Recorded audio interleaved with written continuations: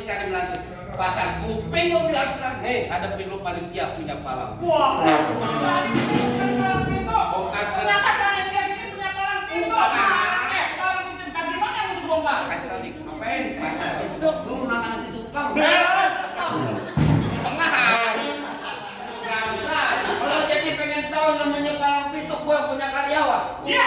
Bang, lo dengerin gua, joglok bukan sembarang joglok, lu nggak joglok nggak ada dindingnya. Maksudnya? Gue jago bukan sembarang jago. Nih di karyawan di sini gua nggak ada tandingan nih. Wah, ini apa? Buset.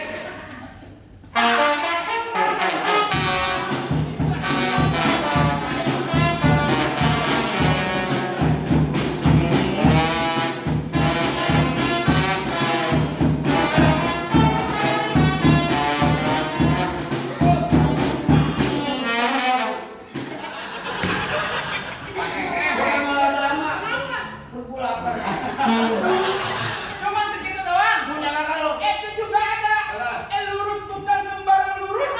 Lurus yang fokus di sumur bakar. Ini jurus bukan sembarang jurus. Jurus bongkar abang punya palang pintu. Kasih tahu. Iya. Bang, paling enak makan kue putu. Ya. Lagi dimakan nyangkut di leher. Betul. Kalau abang mau tahu yang namanya jawara palang pintu ini yang paling ganteng kayak Ali Taher. Enak aja tadi ngomong. Musrik. Musrik.